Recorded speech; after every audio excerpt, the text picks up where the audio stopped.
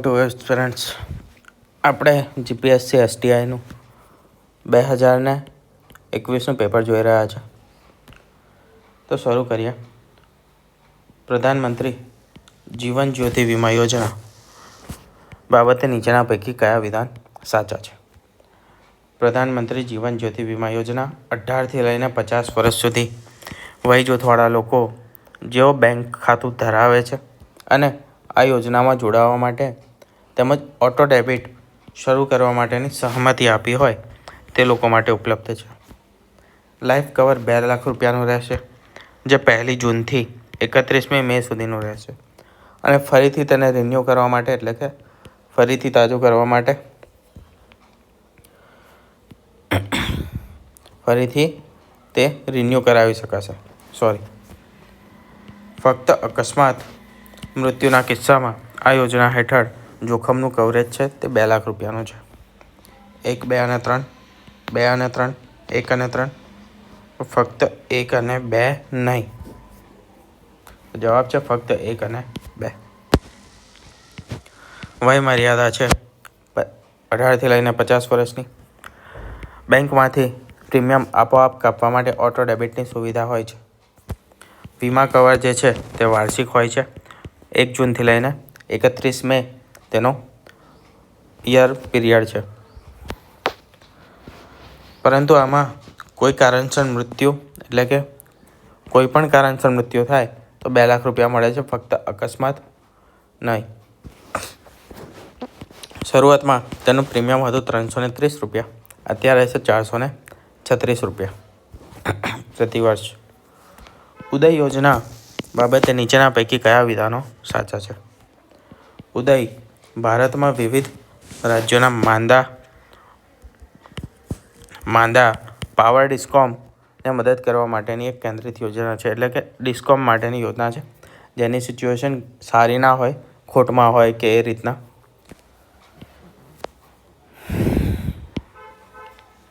આ યોજના હેઠળ નુકસાન કરતા પાવર ડિસ્કોમના દેવાનું બોજને પાવર ડિસ્કોમ અને તે રાજ્યના 1:3ના ગુણોત્તરમાં વહેંચાશે. પોતાના હિસ્સાના દેવાની ભરપાઈ કરવા માટે પાવર ડિસ્કોમને ઉદય બોન્ડ જારી કરવા પડશે અને તે બોન્ડ દ્વારા તે પોતાનું દેવાની ભરપાઈ કરી શકશે. જે બોન્ડ જારી કરશે એનાથી પૈસા મળશે અને તે પૈસાથી પોતાનું દેવું ચૂકતે કરશે. 1 અને 2 સાચા છે. 2 અને 3, 1 અને 3, 1, 2 અને 3 તમામ સાચા છે. તો જવાબ છે તમામ વિધાનો છે તે સાચા છે. ઉદયનું પૂરું નામ છે ઉજ્જવલ ડિસ્કોમ એશ્યોરન્સ યોજના. 2015માં શરૂ કરવામાં આવી હતી. હેતુ શું છે? તો વીજ વિતરણ કંપનીઓ એટલે કે ડિસ્કોમ કંપનીઝને દેવામુક્ત કરાવીને તેનું પુનર્ગઠન કરવું તે તેનો મુખ્ય હેતુ હતો. નીચેના નિયમ મુજબ રાજ્ય સરકાર ડિસ્કોમનું 75% જેટલું દેવું છે તે સ્વીકારી લેશે અને બાકીનું જે 25% દેવું છે તે ડિસ્કોમ પાસે રહેશે. એટલે ડિસ્કોમે રાજ્ય (25:75) ગુણોત્તર રહેશે 1:3નો, જે આપણે સેન્ટેન્સમાં કીધું હતું તે. બાકીના જે 25% દેવા છે તેના માટે પણ ડિસ્કોમ છે તે બોન્ડ બહાર પાડી શકે છે અને તેનું નામ અપાશે ઉદય બોન્ડ અને બોન્ડના પૈસા દ્વારા આ દેવું ચૂકવવામાં આવશે. જ્યારે રાજ્યો 75% માટે બોન્ડ બહાર પાડે છે. બરાબર. અર્થશાસ્ત્રમાં બલૂન પેમેન્ટ એ જે શબ્દ છે બલૂન પેમેન્ટ, તેનો સંદર્ભ શું છે, મતલબ શું થાય છે?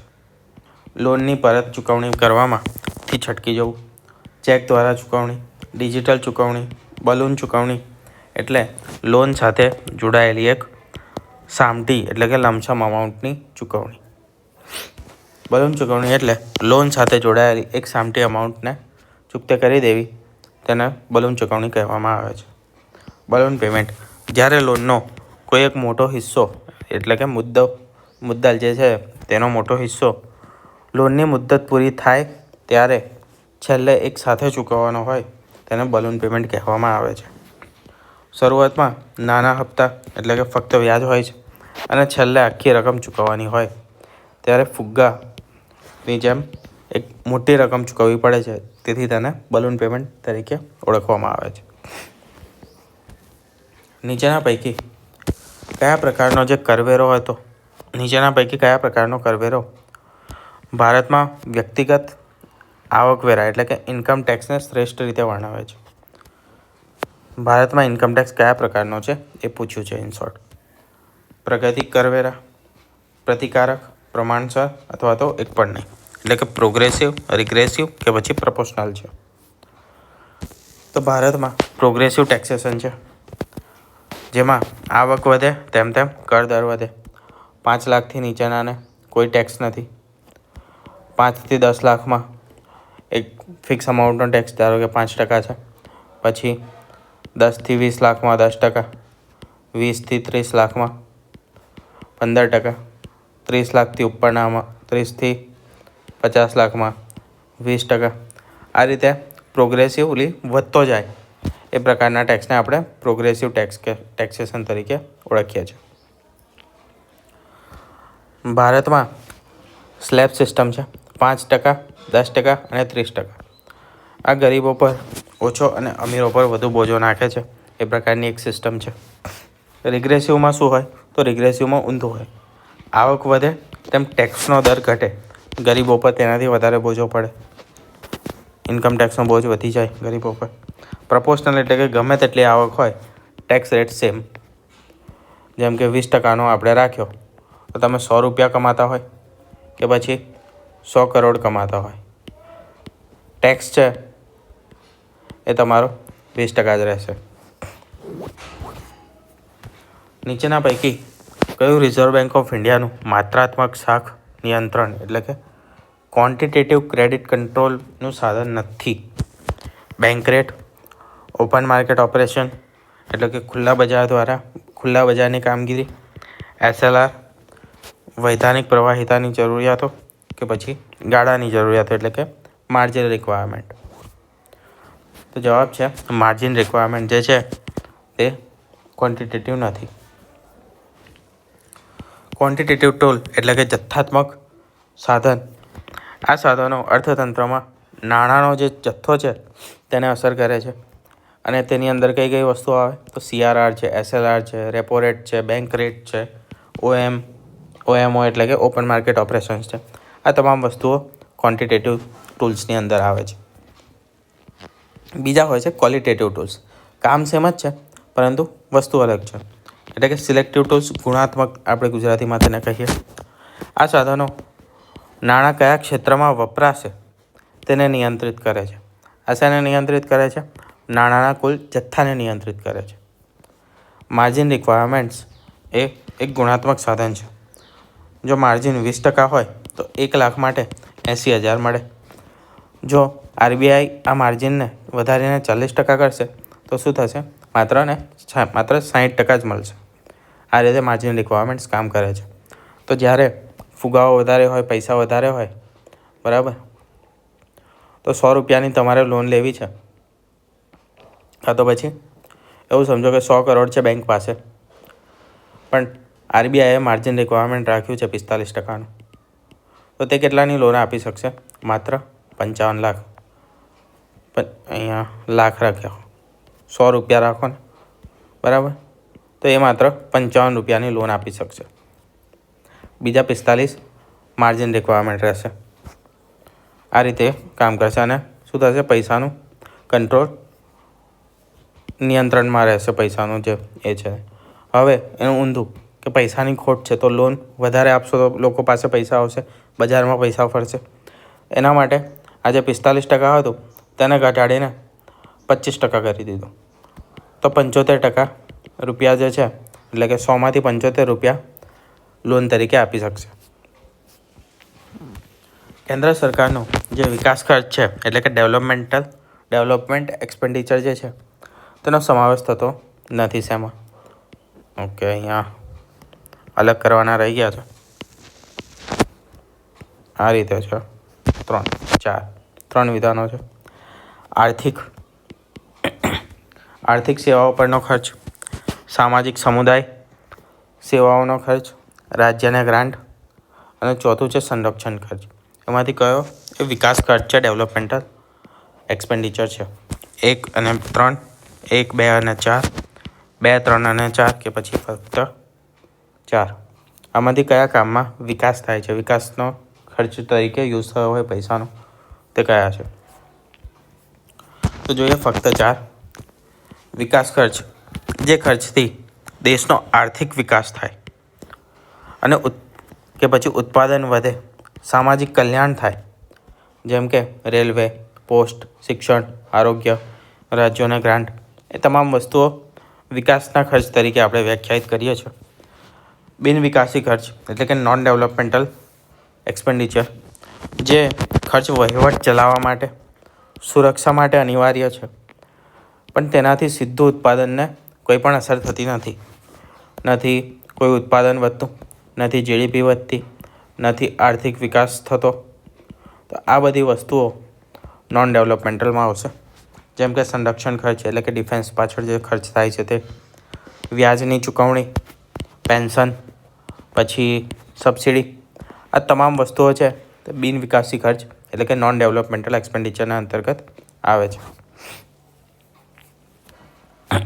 આગળ જોઈએ, ભારત સરકારે ગરીબી રેખાની માપણી માટે ખાલી જગ્યાના રૂપમાં કરવાનો નિર્ણય કર્યો છે. ઘરેલું વપરાશ એટલે કે હાઉસહોલ્ડ કન્ઝપ્શન, ઘરેલું બચત, ઘરેલું રોકાણ કે પછી એક પણ નહીં. તો તે કર્યો છે ઘરેલું વપરાશના અંતર્ગત. ભારતમાં ગરીબી રેખા માપવા માટે MPC એટલે કે મંથલી પર કેપિટા કન્ઝપ્શન એક્સપેન્ડિચર પદ્ધતિનો ઉપયોગ કરવામાં આવે છે. આવક સાચી કેટલી આવક છે એ જાણવી મુશ્કેલ છે, પણ વ્યક્તિ કેટલો ખર્ચ કરે છે, કેટલા વાપરે છે, કેટલો વપરાશ કરે છે, તેના પરથી તેની જીવનશૈલીનો અંદાજ લગાવી શકાય છે. આ જ સિસ્ટમ ઉપયોગ કરવામાં આવે છે ગરીબી જાણવા માટે. તેંડુલકર સમિતિ અને રંગરાજન સમિતિએ પણ વપરાશ ખર્ચને આધારે વપરાશ ખર્ચને જ આધાર બનાવવાનો નિર્ણય આપ્યો હતો કમિટીમાં. શેના માટે? તો ગરીબી રેખાની માપણી માટેનો. કામદારો એટલે કે વર્કરો બાબતે નીચેના પૈકી કયા વિધાનો છે તે સાચા છે? વસ્તી ગણતરી મુજબ જોઈએ તો મુખ્ય કામદાર એટલે કે મેઇન વર્કર એ વ્યક્તિ કે જે વર્ષમાં ઓછામાં ઓછા 183 દિવસ સુધી કામ કરે અથવા તો 6 મહિના સુધી કામ કરે છે. સીમાંત કામદાર એવી વ્યક્તિ જે વર્ષમાં 183 દિવસથી ઓછું કામ કરે છે. અને 2001માં વસ્તી ગણતરીએ ભારતમાં કામ કરતી વ્યક્તિએ 6 મુખ્ય શ્રેણીઓમાં વિભાજિત કરી છે. ફક્ત 1 અને 2, 1 અને 3, 1 અને 3, 1 અને 2, 2 અને 3 કે પછી તમામ. તો સાચું છે 1 અને 2 બંને સાચા છે. સેન્સસ મુજબ જે પણ કામના દિવસોના આધારે 2 ભાગમાં વહેંચવામાં આવે છે. પહેલી વસ્તુ તો 183 દિવસથી વધારે અને બીજું છે 183 દિવસથી ઓછું. 183 દિવસ કેમ છે? 365 દિવસ હોય વર્ષના, તો એના હાફ કર્યા 182.5 આવે. એ રીતે 183 દિવસ નક્કી કરવામાં આવેલા છે. વસ્તી ગણતરીના આધારે મુખ્ય 4 શ્રેણીમાં વહેંચવામાં આવ્યા છે, 6માંની. એ 4 શ્રેણી કઈ છે? તો એક તો કલ્ટિવેટર એટલે કે ખેડૂતો, બીજું છે એગ્રીકલ્ચર લેબરર્સ એટલે કે ખેત મજૂરો, પછી છે ગૃહ ઉદ્યોગ કામદારો અને અન્ય કામદારો. તો આ 4 કેટેગરીમાં વર્કર્સને વહેંચવામાં આવ્યા છે, કામદારોને. બેઝલ ધારાધોરણ ખાલી જગ્યાને લગતા છે. દેશની કેન્દ્રીય બેંક, વાણિજ્યિક બેંક એટલે કે કમર્શિયલ બેંક્સને, સહકારી બેંક અને સોસાયટીઓને કે પછી એક પણ નહીં. તો બેઝલ નોર્મ્સ જે છે તે વાણિજ્યિક બેંકો એટલે કે કમર્શિયલ બેંકોને લગતા છે. કમર્શિયલને બેઝલ નોર્મ્સ એ સ્વિટ્ઝરલેન્ડના બેઝલ શહેરમાં આવેલી BIS bank four international settlement દ્વારા આ ધારાધોરણો નક્કી કરવામાં આવ્યા છે. ઉદ્દેશ્ય શું હતો? તો જે બેન્કિંગ સિસ્ટમમાં જોખમ છે તેને ઘટાડવાનો હતો અને બેન્કો પાસે પૂરતી મૂડી એટલે કે કેપિટલ એડ્યુકેસી રેશિયો જેને આપણે CAR તરીકે ઓળખીએ છીએ, તે સુરક્ષિત રહે, પૂરતી મૂડી રહે તેને સુનિશ્ચિત કરવાનું હતું. ભારતમાં RBI વાણિજ્યિક બેન્કો માટે બેઝલ 3ના ધોરણો લાગુ કરે છે. હાલમાં બેઝલ 3 તેના જે ધારાધોરણો છે, તે RBI દ્વારા લાગુ કરવામાં આવ્યા છે. ભારતમાં કોણ લાગુ કરે છે? તો જે કેન્દ્રીય બેંક છે, આપણી મુખ્ય બેંક RBI, તે કોના ઉપર લાગુ થાય છે બેઝલ નોર્મ્સ? તો તે કમર્શિયલ બેંકો પર, કમર્શિયલ બેંક્સ પર લાગુ થાય છે. એટલે કે જે વાણિજ્યિક બેંકો છે, વ્યાપારી બેંકો, તેના પર.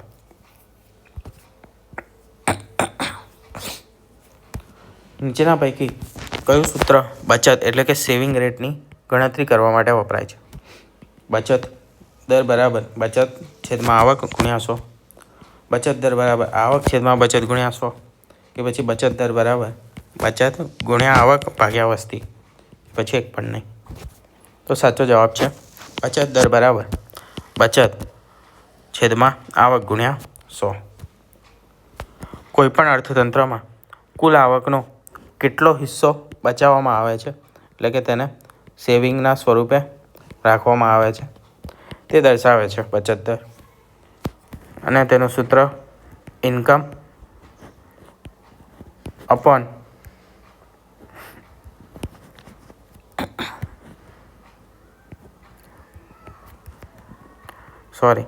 સેવિંગ અપોન ઇન્કમ ગુણ્યા 100, આ તેનું સૂત્ર છે. ઊંચો બચત દર ઊંચો બચત દર છે તે રોકાણ માટે મૂડી પૂરી પાડે છે અને તે આર્થિક વિકાસની ગ્રોથ માટે ઘણું જરૂરી છે. તો બચત દરને આર્થિક વિકાસ માટે પણ લિંક કરીને તમને પૂછી શકે છે કે જો બચત દર હાઈ છે, એટલે કે સેવિંગ રેટ હાઈ છે, તો આર્થિક વિકાસ છે, એટલે કે ઇકોનોમિક ડેવલપમેન્ટ છે, તે વધારે હશે તેવું આપણે ગણી શકીએ છીએ. ડેવલપમેન્ટલ ઇકોનોમી છે.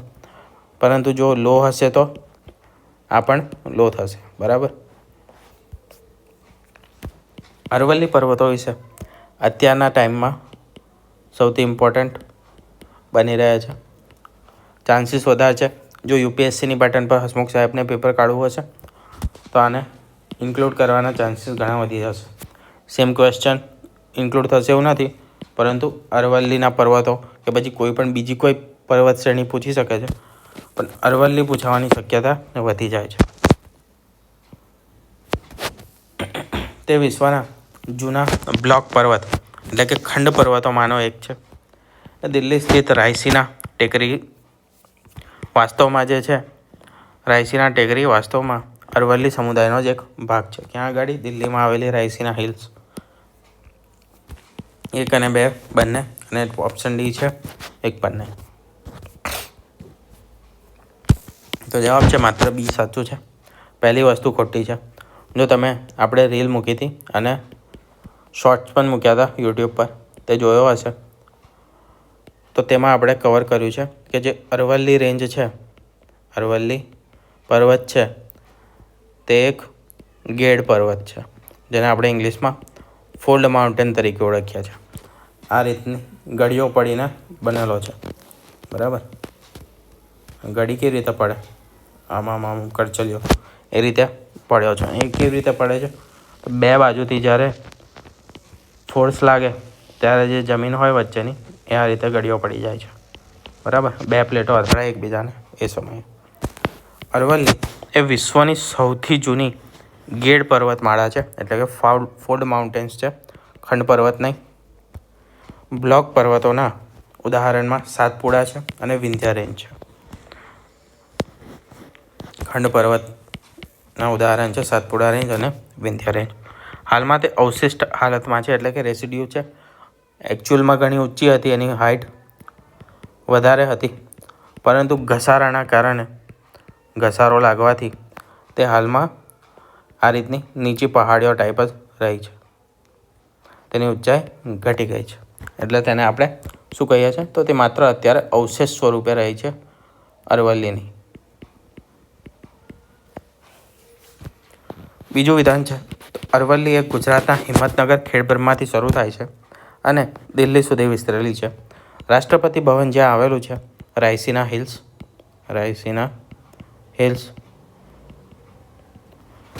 તે રાયસીના હિલ્સ પાસેનો ભાગ જે છે તે અરવલ્લીનો જ લાસ્ટ છેડો છે. આગળ જોઈએ, અરબી સમુદ્ર કરતાં બંગાળની ખાડી પાણીની ઓછી ક્ષારીયતા ધરાવે છે, એટલે કે સેલિનિટી ઓછી છે બંગાળની ખાડીમાં. તેનું કારણ શું છે?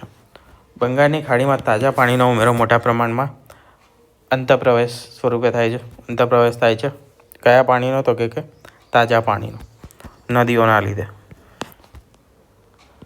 બંગાળની ખાડીની સરખામણીમાં અરબી સમુદ્રમાં ઊંચું બાષ્પીભવન છે. અરબી સમુદ્રમાં તાજા પાણી ઓછા પ્રમાણમાં અંતઃપ્રવેશ કરે છે. 1, 2 અને 3, ફક્ત 2 અને 3, ફક્ત 1 અને 3 કે પછી 1 અને 2? તો સાચો જવાબ છે ત્રણેય વિધાનો છે તે સાચા છે, ત્રણેય કારણો. બંગાળની ખાડીમાં ગંગા, બ્રહ્મપુત્રા, ગોદાવરી, કૃષ્ણા, કાવેરી વગેરે જેવી મોટી નદીઓ પુષ્કળ પ્રમાણમાં મીઠું પાણી ઠાલવે છે, તાજું પાણી તેમાં ઠાલવે છે, જેથી તેની ક્ષારીયતા છે તેમાં ઘટાડો થાય છે. હવે એક ગ્લાસ તમે લીધો હોય, એમાં આટલું તમે પાણી ભરેલું છે, બરાબર? થોડો મોટો લાખીએ, આટલું પાણી ભરેલું છે અને આની અંદર તમે 2 ચમચી મીઠું નાખ્યું, બરાબર? હવે આટલું પાણી છે એની અંદર તમે બીજું ડબલ પાણી નાખી દીધું, એટલે કે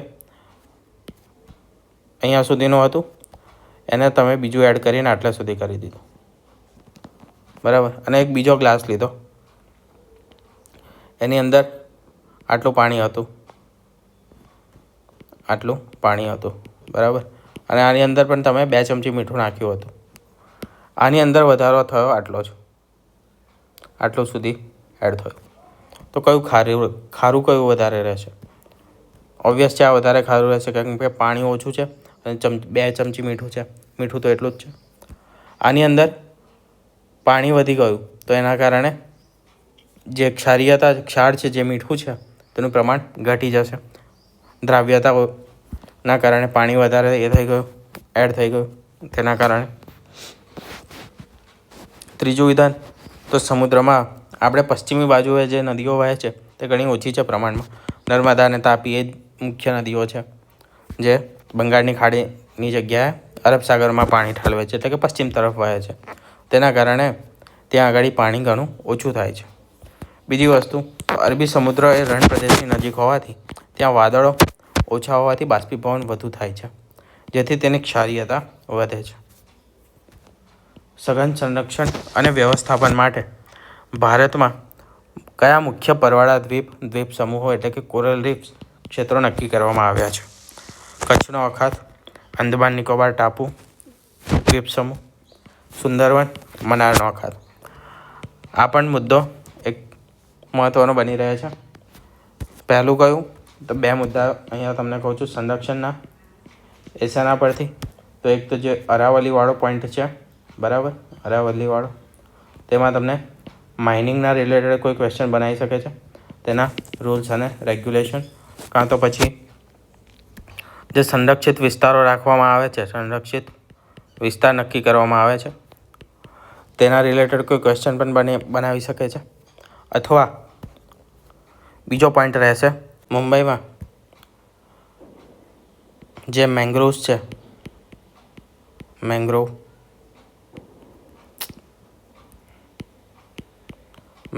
વન જે છે, મેંગ્રોવ જંગલો, તેને કાપવાનો આદેશ આપેલો છે, કાપવા માટેનો. તો મેંગ્રોવ સંરક્ષણ અંતર્ગત પણ તમે કોઈ ક્વેશ્ચન પૂછી શકે છે કે પછી મેંગ્રોવ જંગલો શું છે, કે ક્યાં આગળ એ આવેલા છે, તેના રિલેટેડ કોઈ ફેક્ટ રિલેટેડ પણ ક્વેશ્ચન બનાવી શકે છે. આમાં આગળ વધીએ. 1, 2, 4, 1, 2, 3, 4 એટલે કે તમામ સાચા છે. તમામ આવે કે પછી 1, 2 અને 3, 1, 2 અને 4 અને 2, 3 અને 4? તો સાચો જવાબ છે 1, 2 અને 4. ભારતમાં મુખ્ય કોરલ રીફ ક્ષેત્ર કેટલા છે? તો તે 4 છે. પહેલું છે કચ્છનો અખાત એટલે કે gulf of Kutch, gulf of મન્નારનો અખાત, આંદમાન નિકોબાર અને લક્ષદ્વીપ. સુંદરવન જે છે, સુંદરવન તે શું છે? તે પરવાળા નહીં, પરંતુ શેના માટે જાણીતું છે? તો મેંગ્રોવ્સ માટે જાણીતું છે. મેંગ્રોવ્સ જંગલ માટે જાણીતું છે. અને વિશ્વનું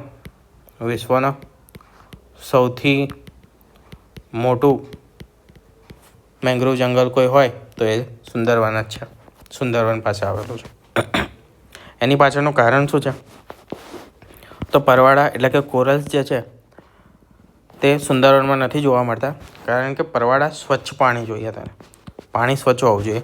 જ્યારે સુંદરવનમાં નદીઓના કાપના લીધે ત્યાં બધી બહુ મોટી મોટી નદીઓ મળે છે. ગંગા છે, બરાબર. બીજી આ બાજુથી બ્રહ્મપુત્ર આવે તે છે, જમુના તરીકે ઓળખાય. પદ્મા ને બધી જેટલી બી નદીઓ છે એ બધી ત્યાં આગળ આવીને મળે છે. મહાનદી છે એ બધી બંગાળની ખાડીમાં મળે છે ત્યાં. તેના કારણે કાપ સૌથી વધારે ખેંચી લાવશે અને તેના કારણે આ પાણી ત્યાં આગળ ગંદુ છે, કિચડ થયેલું છે, કિચડવાળું પાણી છે. અને તે કોના માટે ઉપયોગી છે? તો તે મેંગ્રોવ્સ માટે ઉપયોગી છે. મેંગ્રોવ્સ વનસ્પતિ માટે. કોરલ્સ ત્યાં આગળ જીવતા ના રહી શકે, કોરલ્સ ત્યાં ના બને. આગળ જોઈએ, ઉત્તર પૂર્વીય ચોમાસું અથવા તો પાછા વળતા મોસમી પવનો, જેને રિટ્રીટ મોન્સૂન તરીકે આપણે ઓળખીએ છીએ, થાય ત્યારે ચોમાસાની ઋતુ બાદ સૂર્ય દક્ષિણ તરફ પાછો વળે છે. ભારતનો ઉપખંડ ઉત્તરીય જમીન ખંડને ઠંડો થવા દે છે. દેશના દક્ષિણી પ્રદેશમાં શુષ્ક ઋતુ હોય છે. 1 અને 2, 2 અને 3, 1 અને 3 અથવા તો 1, 2 અને 3.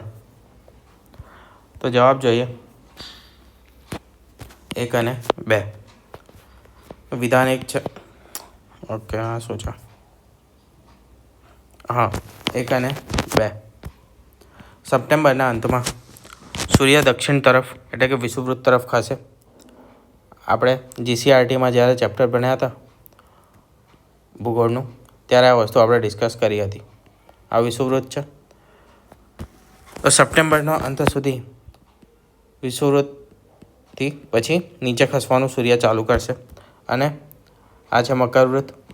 તો મકર સંક્રાંતિ સમયે એટલે કે જાન્યુઆરીમાં સૂર્ય છેક નીચે આવી ગયો હશે.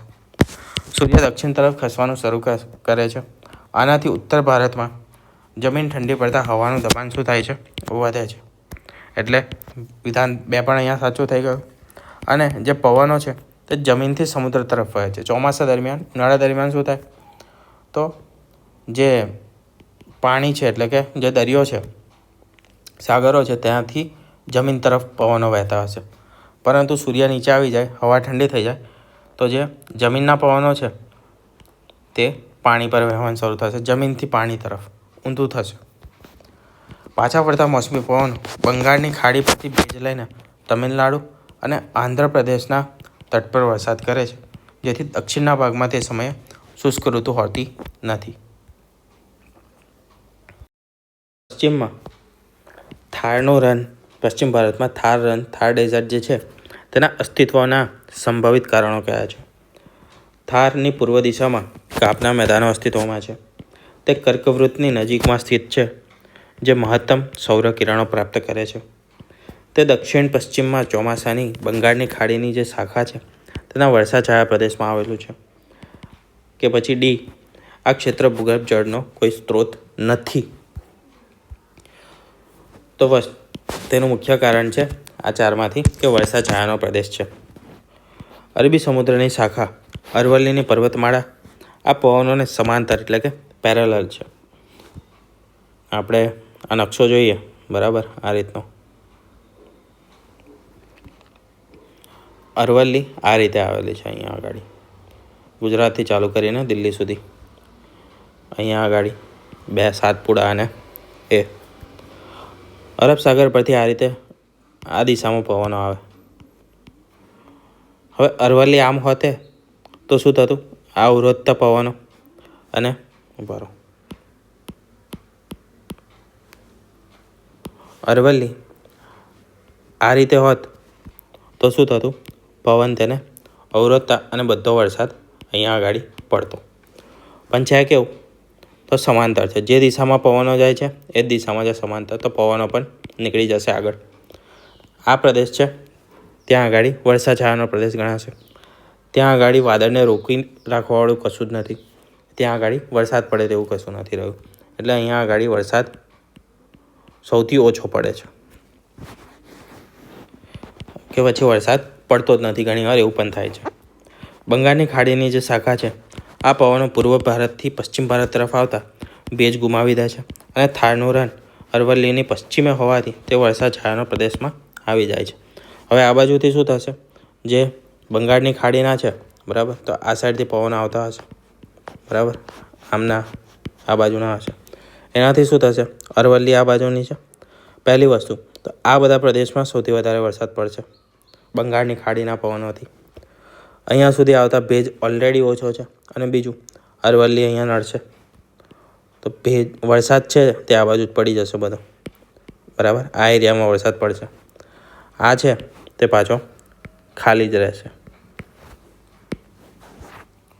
આગળ જોઈએ, ગુજરાતના જિલ્લાઓની સરહદ બાબતે કયા વિધાનો સાચા છે. ગુજરાતનો જે રાજકોટ જિલ્લો છે 5 કરતાં વધુ અન્ય જિલ્લાઓ સાથે સરહદ ધરાવે છે.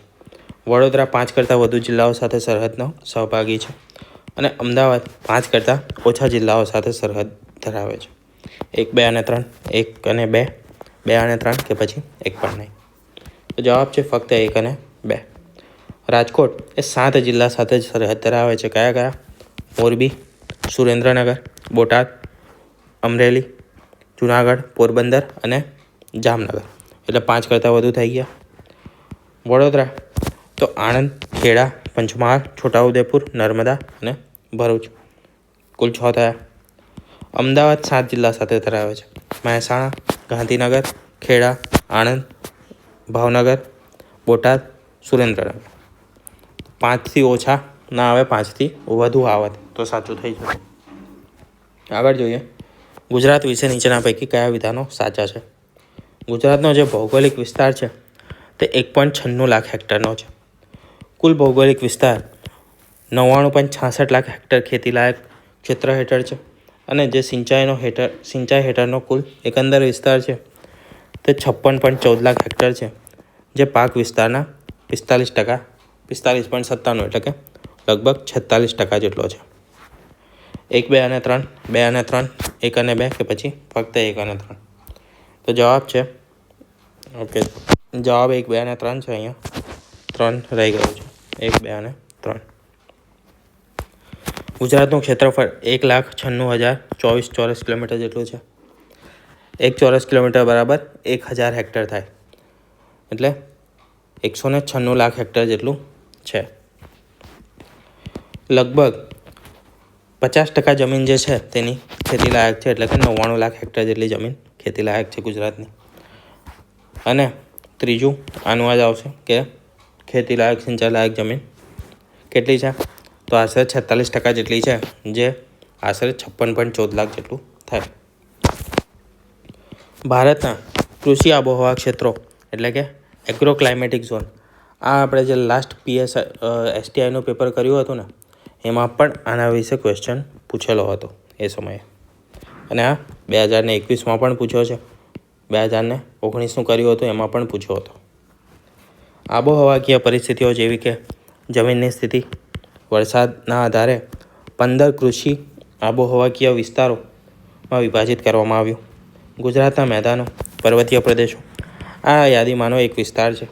ગુજરાત, દાદરાનગર હવેલી, દમણ અને દીવ ગુજરાતના મેદાનો અને પર્વતીય ક્ષેત્રના વિસ્તાર હેઠળ આવે છે. આ 3 વિધાન આપેલા છે.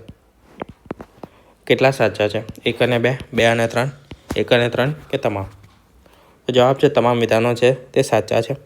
આયોજન પંચ 1979માં ભારતને 15 એગ્રો ક્લાઇમેટિક ઝોનમાં વહેંચ્યું હતું.